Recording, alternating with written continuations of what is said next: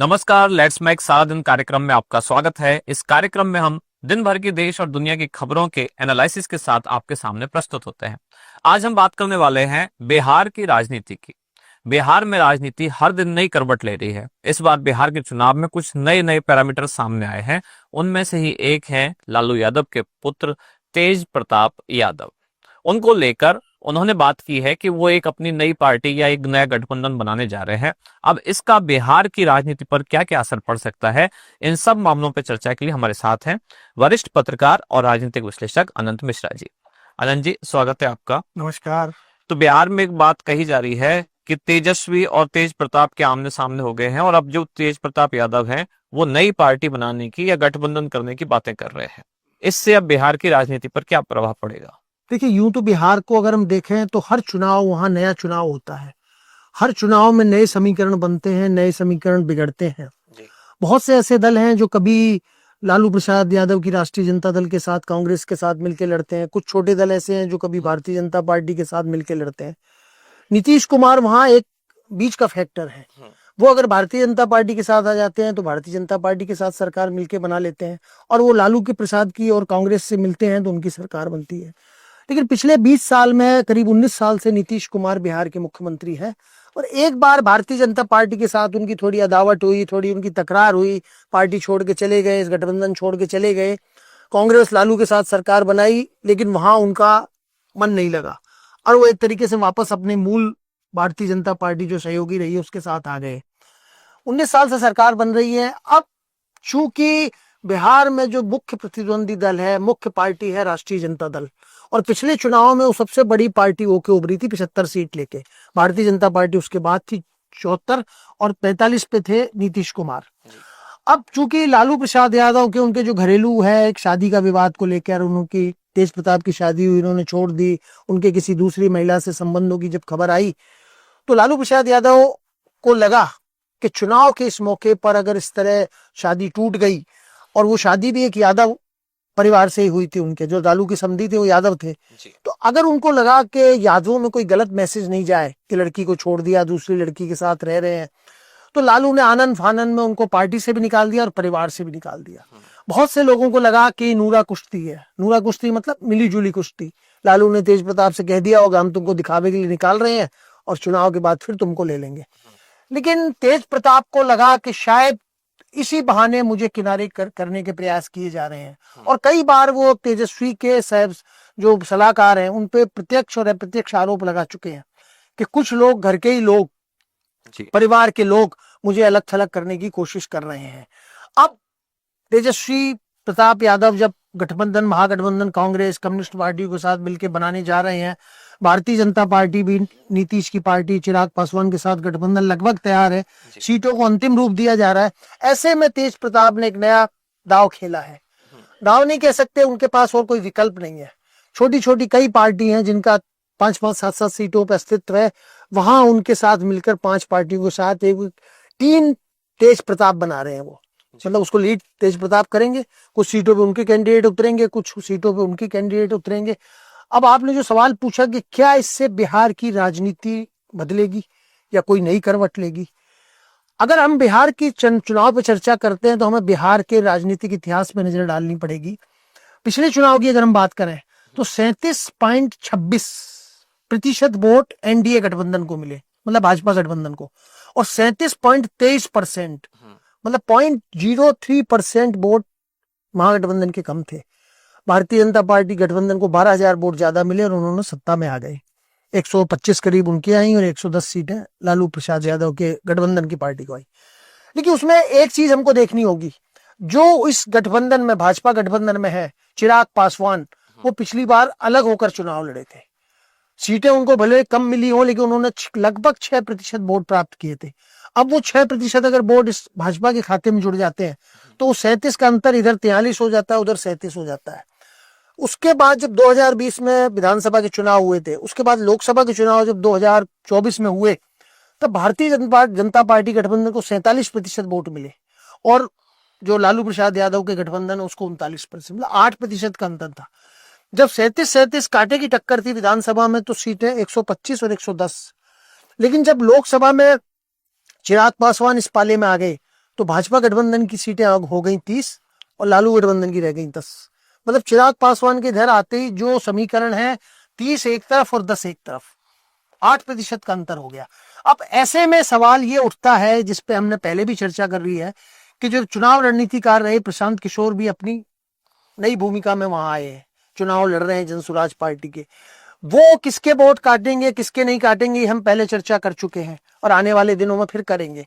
लेकिन तेज प्रताप यादव अगर 25-30 सीटें भी ऐसी हैं जहां उनका मान लो प्रभाव है या छोटी पार्टियों का प्रभाव है, और जो लोग जिनको टिकट राजद से नहीं मिलता है, लालू प्रसाद की पार्टी से नहीं मिलता है या कांग्रेस से नहीं मिलता है, ऐसे बागी को अगर तेज प्रताप का समर्थन मिल जाता है तो थोड़े बहुत, मैं ये नहीं कहूंगा कि तेज प्रताप को सहानुभूति मिलेगी, लेकिन अगर कांटे की लड़ाई में 2-3% वोट का भी वो नुकसान करते हैं, सेंध लगाते हैं, तो जो महागठबंधन के जीतने की उम्मीदें हैं वो कुछ धूमिल हो सकती है।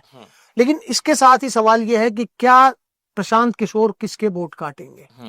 अगर तेज प्रताप 2% वोट लालू के काट देते हैं और प्रशांत किशोर टोटल में से 3-4% वोट भाजपा के खाते से ले जाते हैं, तो जितनी लड़ाई रोचक पिछले बार हुई थी वैसी ही रोचक लड़ाई इस बार भी होने जा रही है।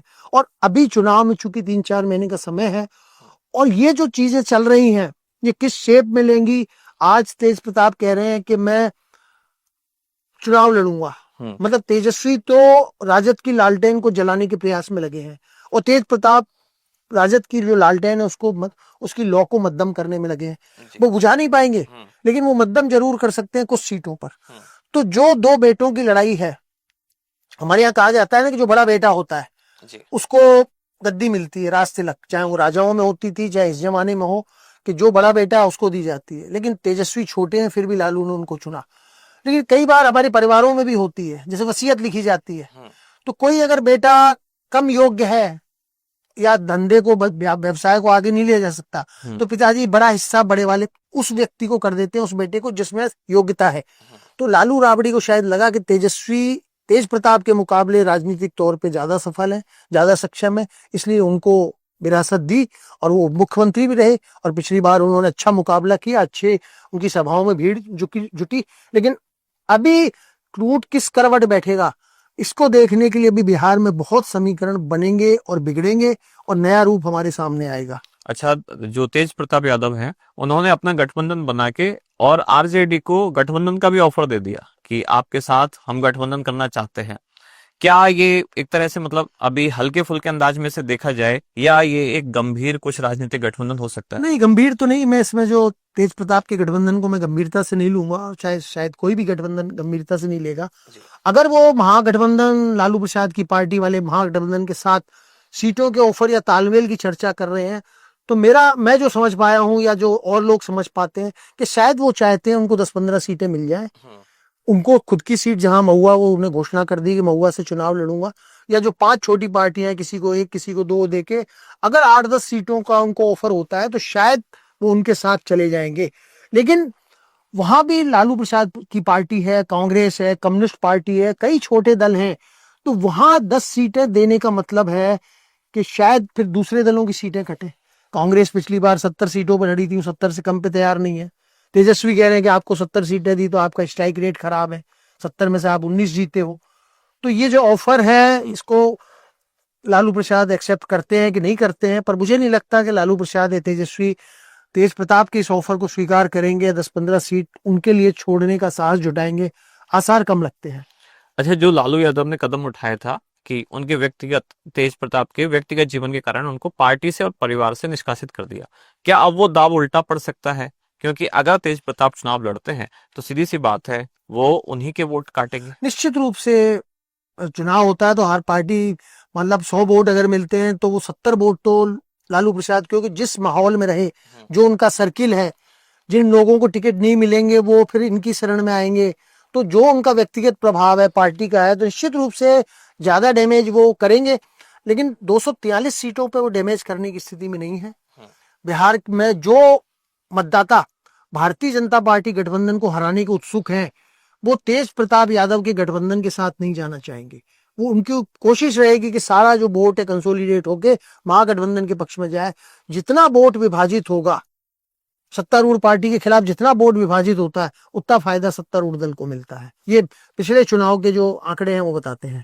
तो क्या तेज प्रताप यादव के साथ पारिवारिक तौर पर कोई अन्याय हुआ है या राजनीतिक विरासत भी उनको ना मिलकर तेजस्वी को दे दी? नहीं, मैंने पहले भी कहा कि अगर आपके पिताजी दादाजी की संपत्ति है तो उसका बंटवारा तो सब में होगा, लेकिन अगर पिताजी ने संपत्ति कमाई है तो वो किसी के नाम भी वसीयत कर सकते हैं, और मैंने कहा वसीयत योग्य के नाम होती है। तो लालू को शायद लगा कि तेजस्वी उनके मुकाबले ज्यादा योग्य है, पार्टी और पार्टी को ढंग से चलाएंगे। तो मैं तेज प्रताप के साथ अन्याय तो नहीं कहूंगा। तेज प्रताप की जब शादी हुई उनकी सहमति से हुई, फेरे लिए उन्होंने, पूरे देश में चर्चा हुई। उसके बाद में अपनी पत्नी को छोड़ के और दूसरे के साथ आप लिविंग रिलेशन में रहते हो तो इसको हमारे समाज में सभ्य नहीं माना जाता। अगर आपके किसी के साथ संबंध थे तो आप पहले उनसे शादी कर लेते। आप उस समय परिवार से बगावत करने की आप अगर जोखिम उठाते तो शायद लोग उनके साथ होते कि इन्होंने सत्ता की बदौलत जिसको चाहते थे उससे शादी की और सत्ता को मोह को त्याग दिया। आप सत्ता में भी बने रहे, आप मंत्री भी रहे, और जब आपने फिर छोड़ दिया उनको और जब ये चीजें सार्वजनिक हो गई तो चुनाव के मौके पे मैंने कहा ना कि बिहार सबसे ज्यादा जातिवाद का गढ़ है। वहां जाति के नाम पे वोट इतने बटे हुए हैं कि आप उसमें सेंध लगाने की अगर प्रयास करोगे तो कितनी सफलता मिलेगी आज नहीं कह सकते, लेकिन ये सिर्फ प्रेशर पॉलिटिक्स है अपने भाई तेजस्वी छोटे भाई पे और लालू प्रसाद पे कि अगर आपने हमें कुछ सीटें नहीं दी तो हम चुनाव में खड़े होके आपका खेल बिगाड़ेंगे। जब बिहार की जो राजनीति रही है वैसे भी कांटे के मुकाबले रहे हैं। अब इस बार 3 नए फैक्टर मुझे उभरते हुए लग रहे हैं। एक तो जैसे अभी तेज प्रताप यादव जिनकी बात कर रहे हैं, दूसरे प्रशांत किशोर, और तीसरा रामविलास पासवान जी के बेटे चिराग पासवान। उन्होंने भी घोषणा की थी पहले कि वो सभी 243 सीट पर चुनाव लड़ेंगे। क्या इन तीनों फैक्टरों से कोई प्रभाव इसकी राजनीति पर पड़ेगा? बिल्कुल। हम सिर्फ एक तेज प्रताप के फैक्टर को मान लें या प्रशांत किशोर के फैक्टर को मान लें या चिराग पासवान के, उससे हम बिहार की संपूर्ण राजनीति को नहीं समझ सकते। पिछली बार मैंने जैसा कहा कि 5.92% वोट, मतलब 6% वोट चिराग पासवान को मिले। सीटें भले उनको नहीं मिली उस प्रपोर्शन में, लेकिन 6% वोट जिसके साथ भी जुड़ जाएगा।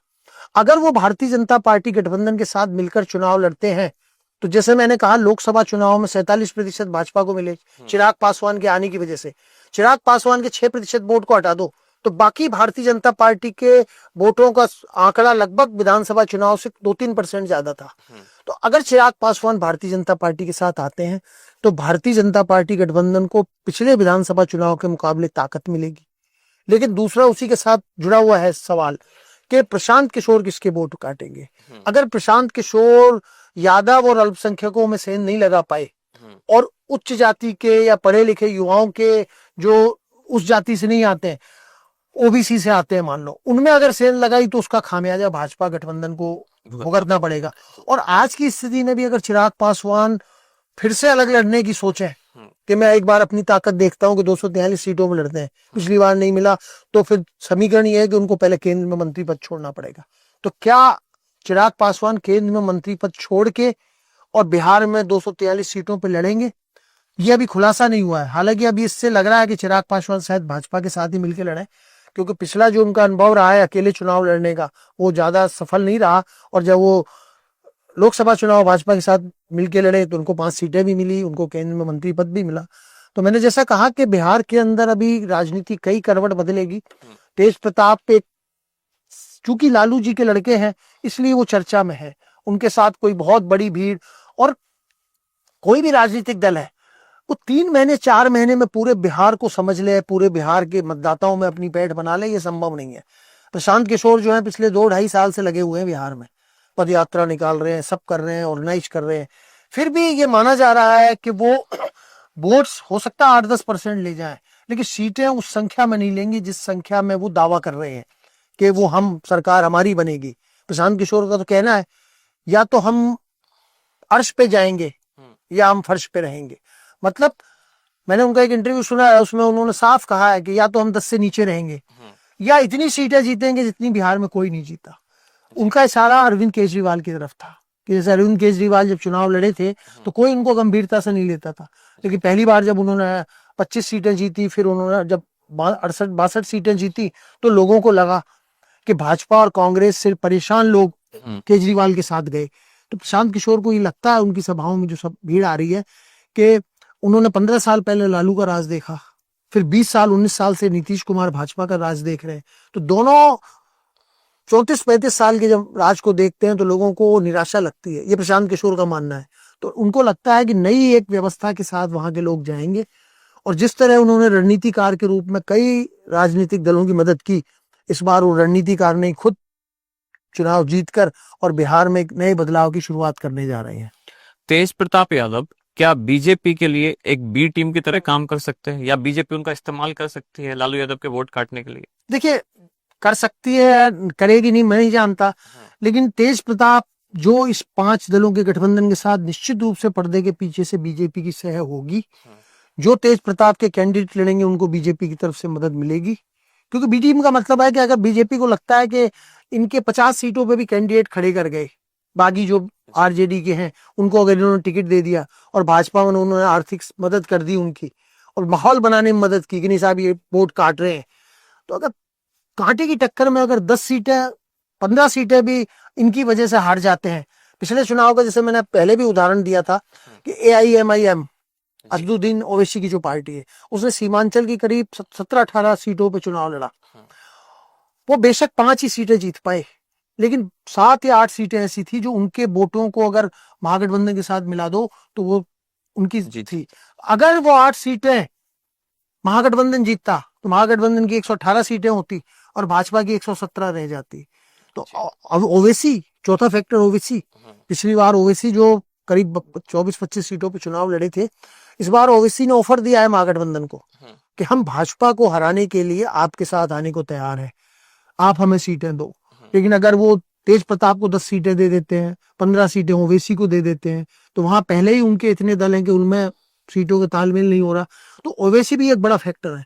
ओवैसी भले ही जीते नहीं, लेकिन वो कम से कम 10-15 सीटों पे महागठबंधन को नुकसान पहुंचाने की स्थिति में है, जैसा उन्होंने पिछली बार करके दिखाया जी। तो ओवैसी गठबंधन है, कप्पू वो जो प्रशांत किशोर का गठबंधन है, तेज प्रताप वाला है और चिराग पासवान, ये 4 तो हमको दिखते हुए अभी दिख रहे हैं फैक्टर, जो बिहार की राजनीति में आने वाले समय में चुनाव को प्रभावित करेंगे।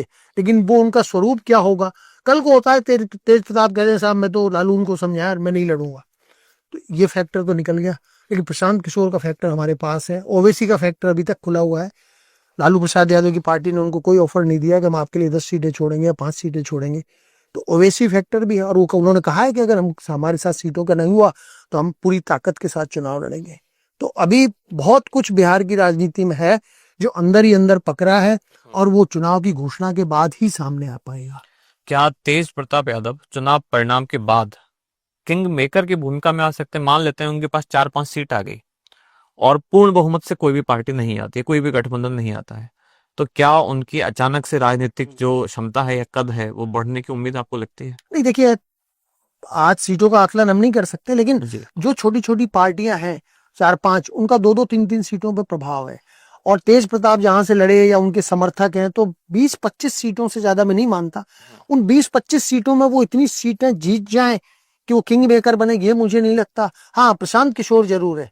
प्रशांत किशोर भले ही जो दावा कर रहे हैं उसमें सफल नहीं हो, लेकिन वो अगर 8-10 सीटें जीतते हैं और हंग असेंबली आती है, मतलब 123 का आंकड़ा अगर किसी भी गठबंधन को नहीं मिलता है, मान लो बीजेपी और महागठबंधन दोनों 115-15 पे आ जाते हैं, और 13 सीटें ऐसी आती है जिसमें 4-5 ओवैसी की आ गई, 2-3 तेज प्रताप की आ गई, 1-2 निर्दलीय आ गए, तो उस स्थिति में समीकरण बहुत ज्यादा रोचक हो जाएंगे।